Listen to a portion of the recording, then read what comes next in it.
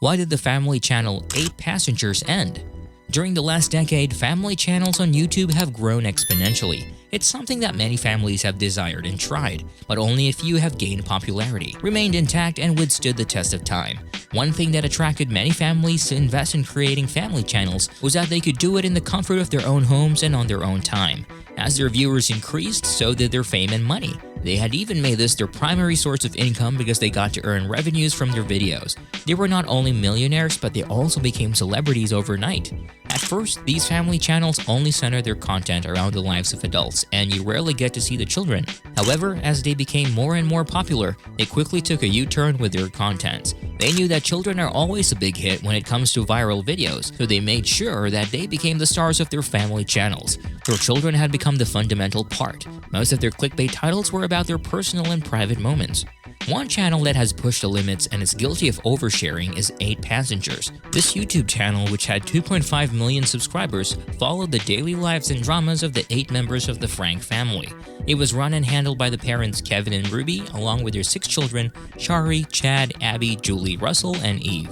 The Franke family were Mormons, and they made sure that their channel was fixed mostly on their faith, which was entirely good and unique from other family channels.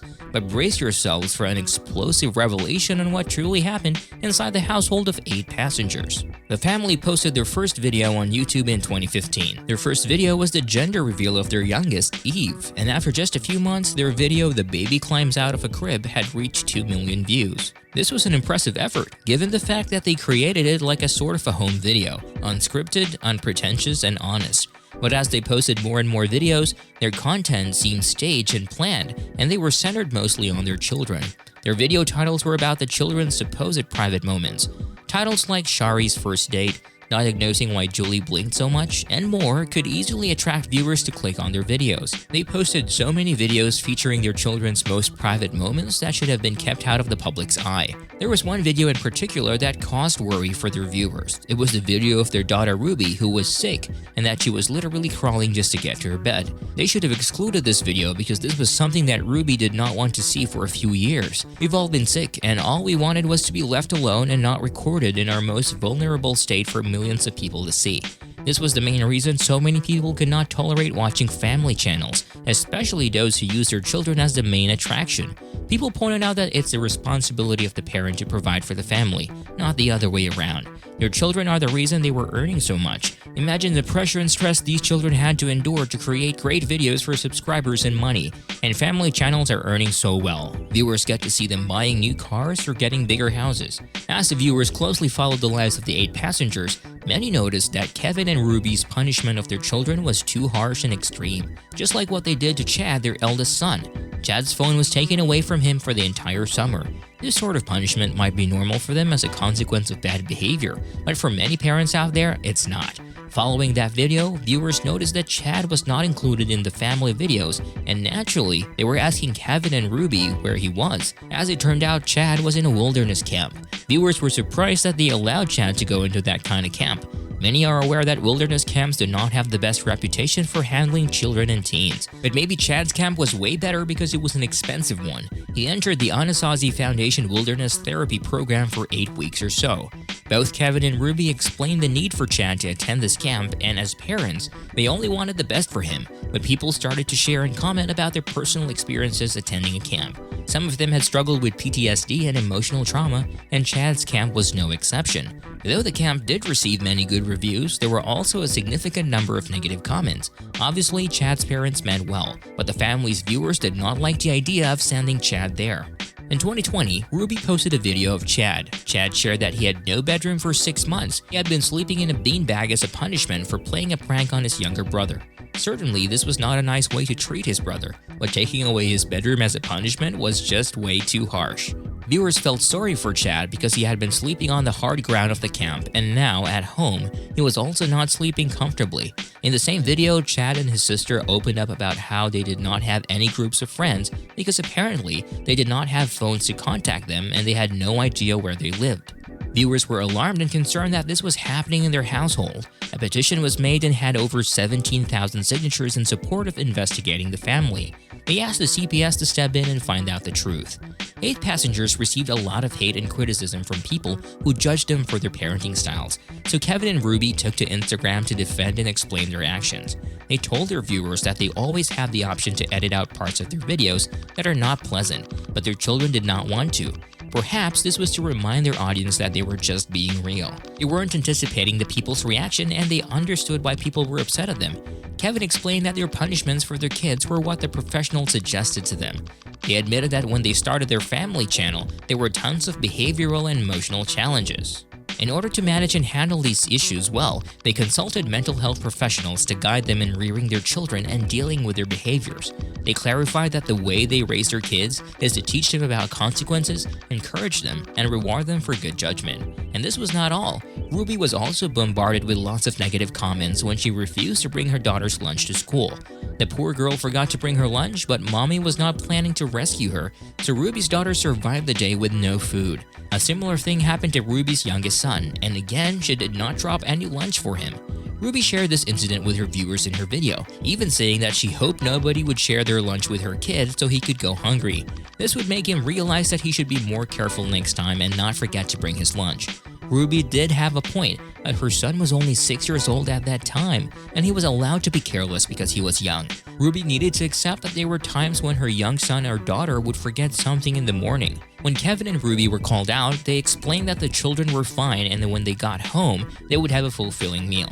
And because of that incident, the children became more responsible and independent, and they never again forgot their lunch. But of course, viewers reminded them their children were too young to have this kind of punishment, and parents who drove them to school should have noticed right away that they were not bringing their lunch. These incidents were another proof that they were too extreme with their punishments. When the petition was made to investigate the family, CPS paid them a visit. When they came inside the house, they saw that Ruby and her daughter were baking and playing puzzles. Kevin told the insider that the workers seemed embarrassed for the way they barged into the house, so they apologized, left, and closed the case. Now that the parents are being exposed for being too strict or too harsh to their children, how would this affect their family channel? What's the future for 8 passengers? Shari, their eldest child, is out of the house now and basically enjoying her independence. Though she still posted updates about her and her channel from time to time, the other family members seem to have stepped away from the limelight. Their last upload to their channel was more than 6 months ago. Ruby has not been posting so much, so this means that their views are dropping significantly. This could be a good thing, right? Less views, less backlash from people, and it might be beneficial for the younger kids. They would not be the subjects of negative comments or criticisms from people they did not know. Finally, they're going to experience what it's like to live without cameras rolling. Everyone thought the 8 passengers were leaving the digital world for good. Apparently, they were just looking for a better digital place to start over. Kevin and Ruby had a new channel which they called Connections, but people were still not too happy with this move. They believed that this could be the cause of more of their family problems. In 2020, they had already posted some videos on their new channel. Connections was described as a personal life coach. All their videos were of the different members of the group discussing the principles of truth. They also offered pieces of advice to their followers who wrote in with their concerns. The channel also had Facebook groups, classes, and workshops for those who wanted to understand the real meaning of living. According to the group's description, Connections is grounded in 3 core principles of truth: being honest, responsible, and humble. This group is designed to help you understand how principles apply to your life and use your agency to use principles as a tool and a weapon against distortion. Get curious, stay humble, we are all learning together.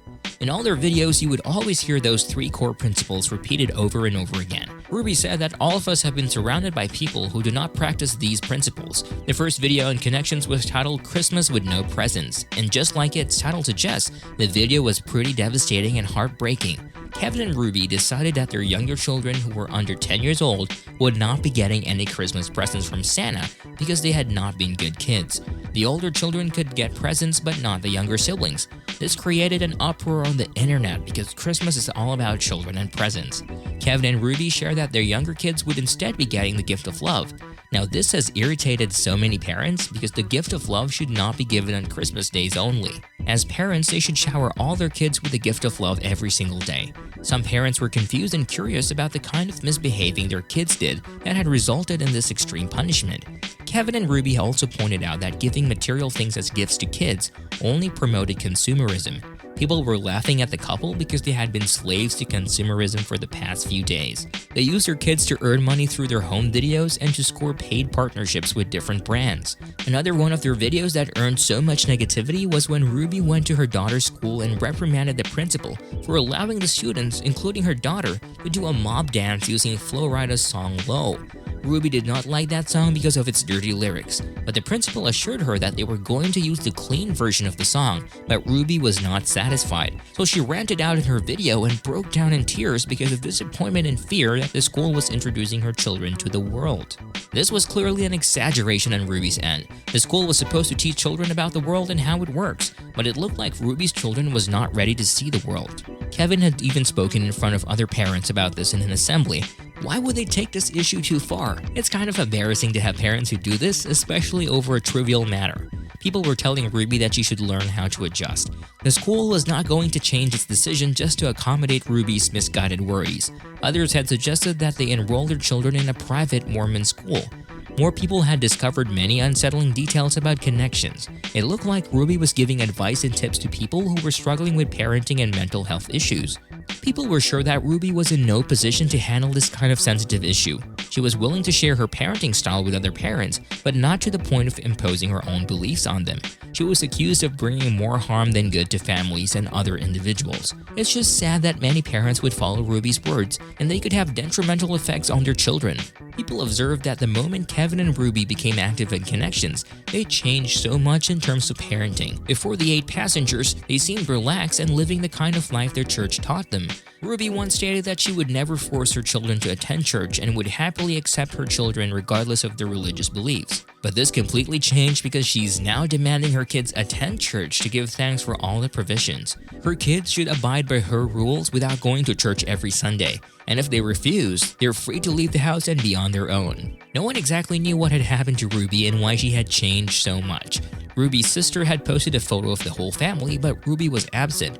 When asked, her sister responded that Ruby had not made an effort to make it happen. Kevin, in his workshop a few months ago, talked about Ruby's family and the fact that none of them is living the 3 principles of truth. When asked about the feature of 8 passengers, Ruby explained that her children are growing up and becoming adults, so they no longer need to be in the channel. They have their own lives now, and she acknowledged that people had always accused her and her husband of emotionally abusing the kids, so it would be better not to include them anymore. Every family has its own dramas, and its viewers get to see every one of them. But what worries people is, how would this affect the children? With 8 passengers, people witnessed how each child has grown over the years, and it's just weird as they become adults, their past life experiences are all over YouTube. What do you think of 8 passengers? Were you happy that they finally entered their family channel? Let me know your thoughts. Stay tuned for more interesting videos. Are you not entertained? If you are, give this video a thumbs up and subscribe to our channel.